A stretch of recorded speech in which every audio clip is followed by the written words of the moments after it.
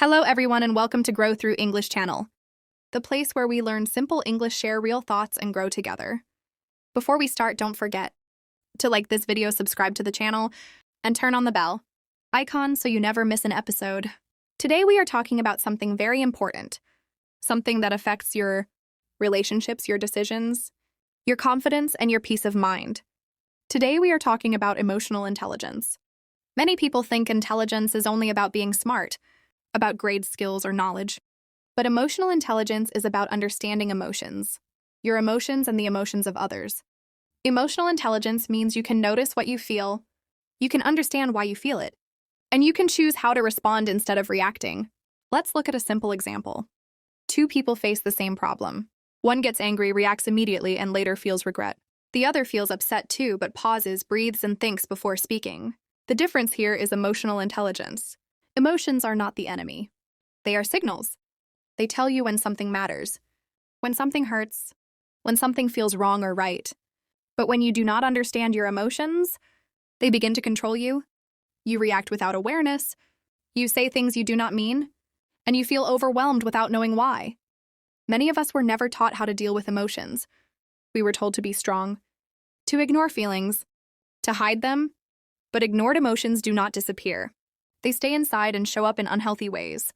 Emotional intelligence starts with awareness, being honest with yourself about what you feel, without judging it, without pushing it away, just noticing it. Instead of saying, "I am fine," you say, "I feel frustrated." Instead of saying, "I am angry for no reason," you say, "I feel hurt because something mattered to me." When you name your emotions, they lose some of their power. You stop feeling lost inside your own mind. Another important part of emotional intelligence is understanding triggers. A trigger is something that causes a strong emotional reaction. Sometimes the reaction feels bigger than the situation because it connects to past experiences, old wounds, or unmet needs.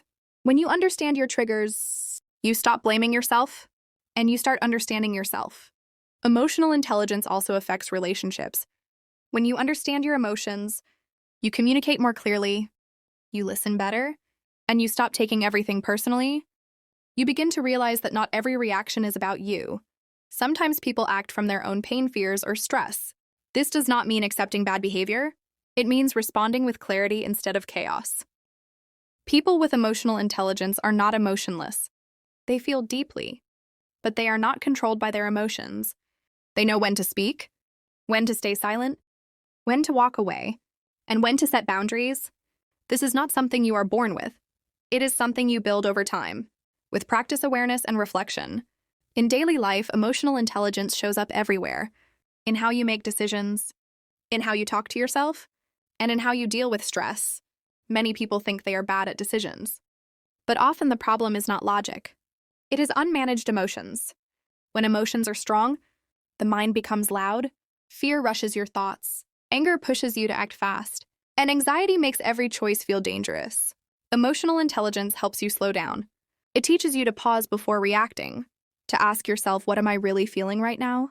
Sometimes you are not confused. You are just emotionally overwhelmed. Think about how many times you said yes when you wanted to say no. How many times you stayed silent when you wanted to speak? How many times you reacted strongly and later wished you handled it differently? These moments are not weakness. They are signs that emotions were leading instead of awareness. Another important part of emotional intelligence is self-talk. The way you speak to yourself inside your mind. If your inner voice is harsh, critical, and unforgiving, your emotional world becomes unsafe. People with emotional intelligence learn to notice their inner dialogue. They replace punishment with understanding, and judgment with curiosity. Instead of saying, "Why am I like this?" they ask, "What is this emotion trying to tell me?" This simple shift changes everything. Emotional intelligence also affects stress.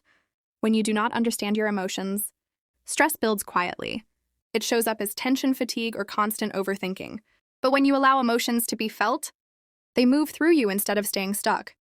Feeling an emotion does not mean acting on it. It means giving it space to exist. Many people fear emotions because they think emotions will take control. But the truth is, suppressed emotions are the ones that explode later. Emotional intelligence gives you control without suppression, awareness without fear. It also helps you understand others. You start listening beyond words. You notice tone, silence, and body language. You realize that communication is not only about what is said, but about what is felt. This makes your relationships healthier. You stop assuming. You stop reacting defensively. And you start responding thoughtfully. You also learn that you cannot control other people's emotions, only your response to them. This is where emotional maturity begins. Emotional intelligence is deeply connected to mental health. Many people struggle not because life is too hard, but because their emotions are never processed. Anxiety often comes from emotions that were ignored for too long. Fear that was never acknowledged. Pressure that was never released. Sadness that was never allowed to be felt. When emotions are pushed away, they do not disappear. They wait. And they come back stronger.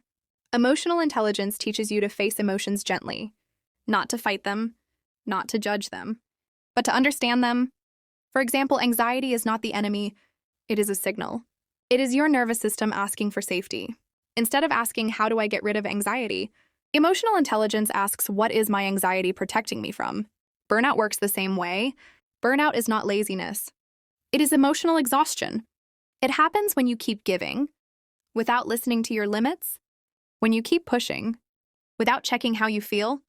People with emotional intelligence learn to recognize early signs: irritation, lack of motivation, emotional numbness. These are not flaws. They are warnings. Another important skill is emotional regulation. This does not mean controlling emotions. It means calming your nervous system.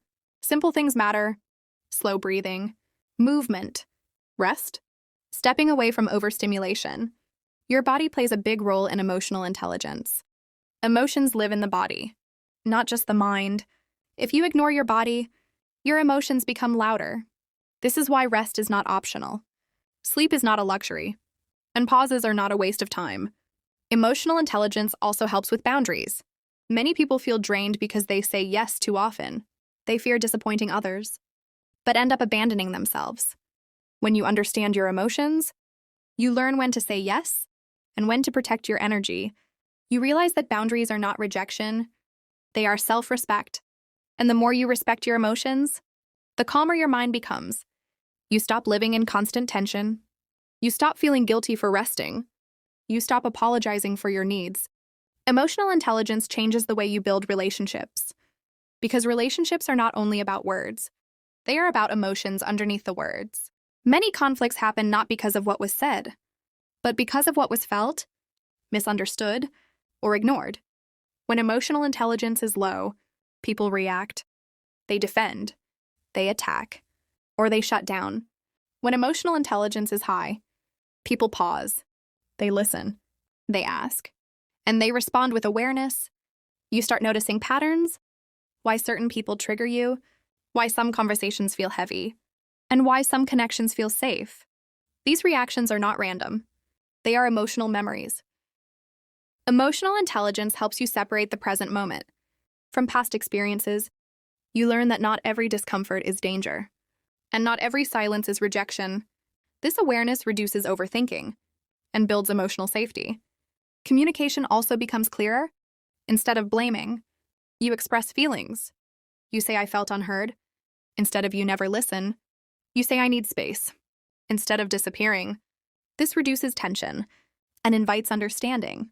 Emotional intelligence also helps you receive feedback. Without taking it as a personal attack, you learn to separate your worth from opinions, mistakes, and reactions. Another powerful shift happens with empathy. You begin to understand others without absorbing their emotions. You care, but you do not carry everything. This protects your energy and prevents emotional exhaustion. Relationships stop feeling like emotional labor and start feeling like mutual exchange. You also learn that you cannot fix everyone, and that is okay. Your responsibility is not to manage other people's emotions, only to communicate honestly and respectfully. This realization brings relief and freedom. Emotional intelligence is not something you are born with or without. It is a skill you build over time, through small daily choices. You build it when you pause before reacting, when you name what you feel, and when you allow emotions to exist without judging them. One powerful habit is emotional check-ins. Ask yourself during the day, what am I feeling right now? Where do I feel it in my body? This simple question brings clarity and prevents emotional buildup. Another habit is slowing down. Emotional intelligence needs space. When life moves too fast, Emotions get ignored. Creating quiet moments, even for a few minutes, helps your nervous system reset. Journaling also helps. Writing emotions without editing, without fixing, just expressing. You do not need perfect words, only honesty. Learning to sit with discomfort is another key. Growth often feels uncomfortable, but discomfort is not danger. When you stop running from emotions, they lose their power over you. Emotional intelligence also means choosing self-compassion, talking to yourself kindly, especially when you make mistakes. You grow faster when you feel safe inside yourself. Over time, you notice change, less emotional chaos, clearer thinking, stronger boundaries, and calmer reactions. Life does not become perfect, but it becomes easier to handle. You stop feeling controlled by emotions and start using them as guidance. Now let's bring everything together. Emotional intelligence is awareness. It is understanding your emotions, respecting your limits, and responding instead of reacting. It helps your mental health, your relationships, your decisions, and your self-respect. It is not about being calm all the time. It is about being honest with yourself. And remember, every emotion has a purpose. Listening is what turns emotions into wisdom. Thank you for listening. If you enjoyed this episode, do me a quick favor. Like the video, subscribe to the channel, and turn on the bell so you don't miss the next one. Let's keep growing together. Let's grow through English.